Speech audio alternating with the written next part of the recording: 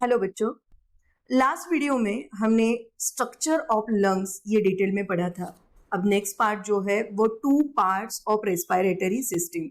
हमारे respiratory system के mainly 2 parts होते हैं और वो कौन से पार्ट है? तो इनमें से फर्स्ट है कंडक्टिंग पार्ट, एक है कंडक्टिंग पार्ट और दूसरा पार्ट जो है वो रेस्पिरेटरी पार्ट। अब कंडक्टिंग पार्ट्स में कौन से ऑर्गन्स इन्वॉल्व है? तो ऑल एक्सेप्ट अल्वियोलाई, जैसे हम बोलेंगे नोज बोल सकते हैं, इसके बाद बोल सकते हैं लैरिंग्स, नेजोफेरिंग्स बोल सकते हैं, ट्रकिया, फिर ब्रोंकाई एंड ब्रोंकियोल्स, ये सारे हो जाएंगे कंडक्टिंग पार्ट्स। और रेस्पिरेटरी पार्ट में आएंगे जहां एक्चुअल एक्सचेंज ऑफ गैसेस होता है, यानी अल्वियोलाई एंड देयर डक्ट्स, ये इन्वॉल्व होंगे इन रेस्पिरेटरी पार्ट्स में। अब नेक्स्ट जो पॉइंट होगा, स्टेप्स इन्वॉल्व इन रेस्पिरेशन। तो रेस्पिरेशन में एक्चुअली कौन से स्टेप्स इन्वॉल्व होते हैं ये हम यहाँ डिटेल में देखेंगे। तो फर्स्ट स्टेप होगा ब्रीदिंग। फर्स्ट जो एक्सटर्नल ब्रीदिंग की बात करेंगे, ब्रीदिंग यानी एक्सटर्नल जो नोज से किया जाएगा और इसमें O2 का इनटेक होगा एंड कार्बन डाइऑक्साइड को रिलीज किया जाएगा। इसी के साथ डिफ्यूजन, सेकेंड जो है डिफ्यूजन ऑफ गैसेस, जब नोज से ये ऑक्सीजन या पूरा गैस अंदर आएगा तो इसका होगा डिफ्यूजन ऑफ गैसेस, और ये गैसेस का डिफ्यूजन होगा बिटवीन अल्वेओलाई एंड ब्लड। ये होगा हमारा second step. Alveoli membrane and blood capillaries ये क्या करेंगे? एक्सचेंज ऑफ गैसेस करेंगे। थर्ड स्टेप इन्वॉल्व है वो है ट्रांसपोर्ट ऑफ गैसेस, ये हो जाएगा ट्रांसपोर्ट ऑफ गैसेस। अब ट्रांसपोर्ट ऑफ गैसेस ये होगा वाया ब्लड, क्योंकि ब्लड ये अकेला सिस्टम है जो क्या करता है, हमारे बॉडी में गैसेस हो या हार्मोन्स, एंजाइम्स या फिर कोई भी चीज हो, वेस्ट मटेरियल हो, इन सब का ये क्या करेगा? ट्रांसपोर्ट करेगा, क्योंकि ये ट्रांसपोर्टिंग सिस्टम है।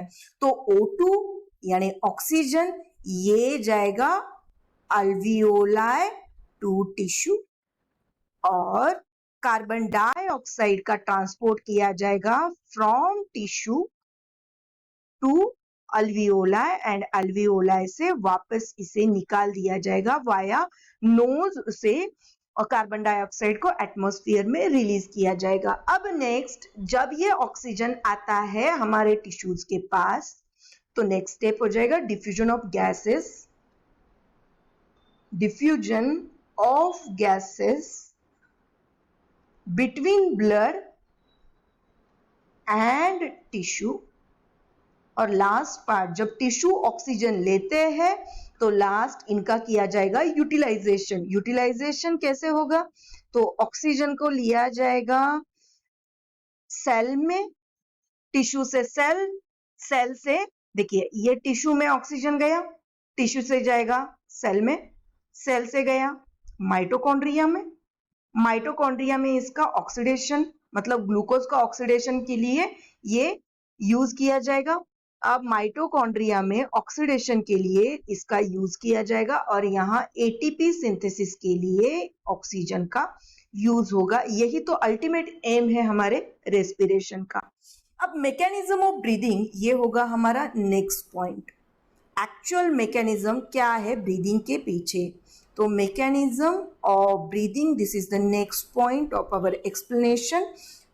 तो इसमें 2 चीजें होती है, एक होगा इंस्पिरेशन यानी ऑक्सीजन को अंदर लेना और इंस्पिरेशन, और सेकेंड है एक्सपायरेशन मतलब कार्बन डाइऑक्साइड को बाहर, इनटेक ऑक्सीजन एंड CO2 इसका क्या किया जाएगा? आउट, मतलब ये लंग से बाहर चले जाएंगे। अब इस मैकेनिज्म में सबसे इंपॉर्टेंट जो चीज है वो है प्रेशर ग्रेडियंट ऑफ एयर। यही जो है करता धरता है हमारे रेस्पिरेशन का। तो प्रेशर ग्रेडियंट के बारे में बात होगी। क्या होता है प्रेशर ग्रेडियंट, ये हम यहाँ देखेंगे। Pressure gradient between air and lung. अब एयर यानी एटमॉस्फेयर, तो हम लिखेंगे बिटवीन एटमॉस्फेयर एंड लंग्स।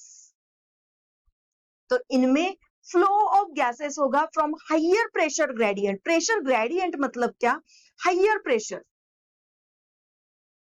से फ्लो होगा गैसेस का to lower pressure.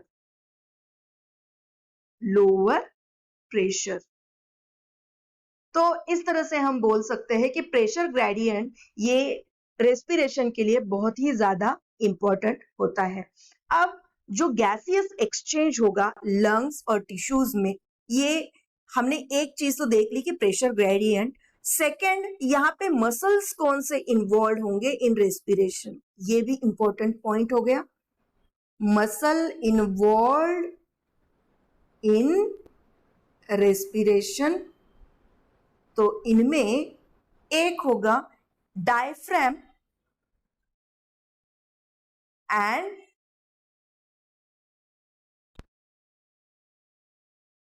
Intercostal muscles. अब डायफ्राम क्या होता है, ये abdomen and thorax, abdomen and thorax, इन्हें सेपरेट करने वाला एक डोम शेप्ड स्ट्रक्चर होता है इस तरह से, जो लंग्स के नीचे प्रेजेंट होगा। और इंटरकॉस्टल मसल्स ये होते हैं बिटवीन रिब्स। देखिए ये है हमारा स्टर्नम, रिब्स कुछ इस तरह से होंगे। ये क्या हो गया, स्टर्नम, जिसे ब्रेस्टबोन भी बोला जाता है। मानिए ये रिब्स है, तो इन रिब्स के बीच में ये जो मसल्स प्रेजेंट होते हैं, हम इसे दूसरे कलर से दिखाएंगे। ये देखिए इनके बीच में जो मसल्स प्रेजेंट होते हैं, ये मसल्स रिस्पॉन्सिबल होते हैं प्रेशर ग्रेडियंट बनाने के लिए। तो ये जो मसल्स है ये होंगे इंटरकोस्टल मसल्स, ये मसल्स होंगे। तो ये दोनों रिस्पॉन्सिबल है किस चीज के लिए, प्रेशर ग्रेडियंट बनाने के लिए। दो चीजें यहाँ पे इंपॉर्टेंट है, इंस्पिरेशन। जब इंस्पिरेशन की बात होती है मतलब ऑक्सीजन को अंदर लेना, तो इंस्पिरेशन के time diaphragm and intercostal muscle दोनों भी होते हैं contract. Contraction of diaphragm and intercostal muscles. दूसरी चीज, जब एक्सपायरेशन होगा तो इसके अपोजिट यानी रिलैक्सेशन ऑफ बोथ यानी डायफ्राम एंड इंटरकोस्टल मसल, ये दोनों भी हो जाएंगे रिलैक्स, तब होगा एक्सपायरेशन। इसके बाद नेक्स्ट आएगा एक्चुअल स्टेप्स। क्या होता है जब हम बात करते हैं रेस्पिरेशन की, तब स्टेप्स इन्वॉल्व इन रेस्पिरेशन। इसमें first contraction of muscle fibres of diaphragm, ये ध्यान से सुनना है, ये पूरे चैप्टर का सार है। कॉन्ट्रैक्शन ऑफ मसल्स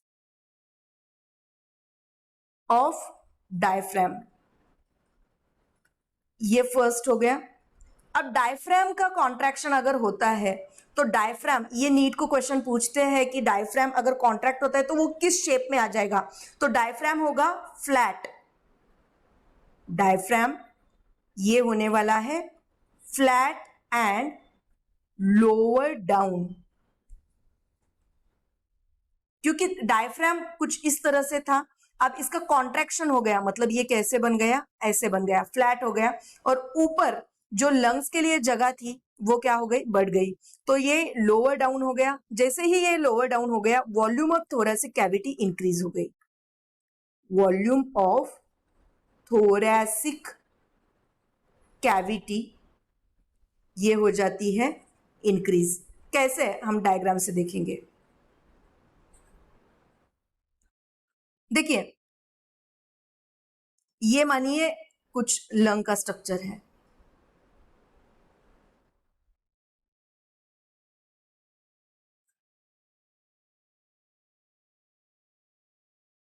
अब लंग के नीचे डायफ्राम प्रेजेंट है और यहां रिब्स प्रेजेंट है।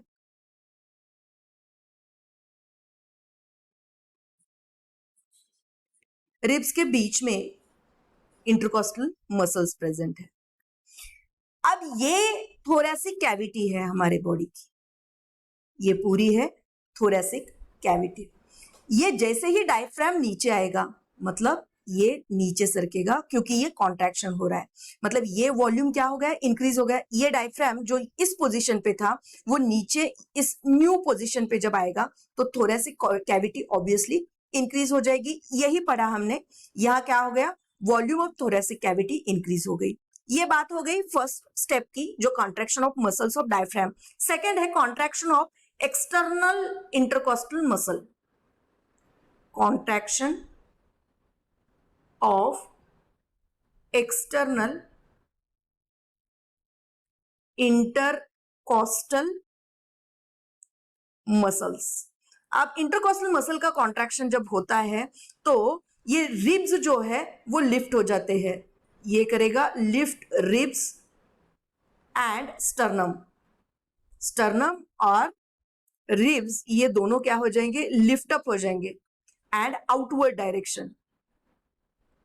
और इससे भी क्या होने वाली है, थोरैसिक कैविटी इंक्रीज होने वाली है, increase volume of thoracic cavity. तो ये दो मैकेनिज्म हो गए जो इंक्रीज करेंगे थोरैसिक कैविटी का वॉल्यूम। तो ये इनके बीच में जो इंटरकॉस्टल मसल, तो ये तो इंपॉर्टेंट है ही, रिब्स को ये इंटरकॉस्टल मसल क्या करेंगे, लिफ्ट करेंगे। जैसे ही ये कॉन्ट्रैक्शन हो जाएगा ये बाहर की तरफ यानी ऊपर की तरफ, एक्चुअली हम दिखा नहीं सकते ऊपर, तो हम ये बाहर दिखाएंगे तो कुछ इस तरह से लिफ्ट हो जाएगा और ये फिर से थोरैसिक वॉल्यूम इंक्रीज हो जाएगा। तो दो तरह से, एक इंटरकॉस्टल मसल से और दूसरा हमने बताया कि डायफ्राम, इन दोनों से ये जो इंटरकॉस्टल मसल्स और डायफ्राम की वजह से थोरैसिक कैविटी हो जाएगी इंक्रीज।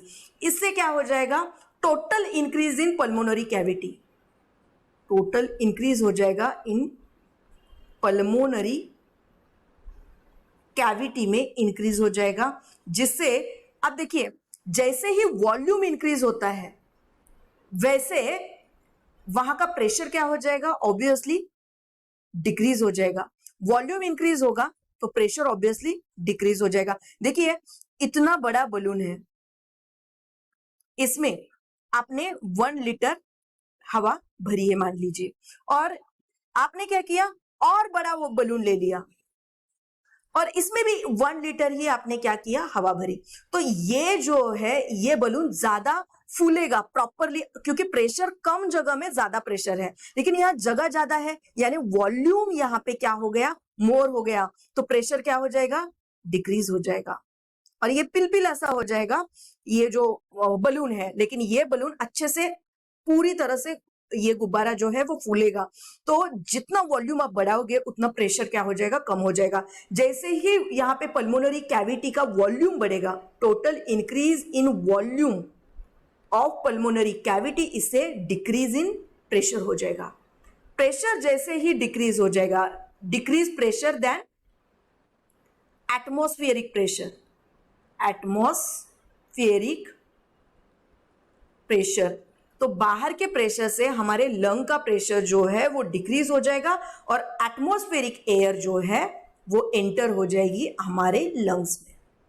एटमॉस्फेरिक प्रेशर ज्यादा है और लंग का प्रेशर कम है तो atmospheric air enter into lungs. और बच्चों यही है प्रोसेस ऑफ इंस्पिरेशन।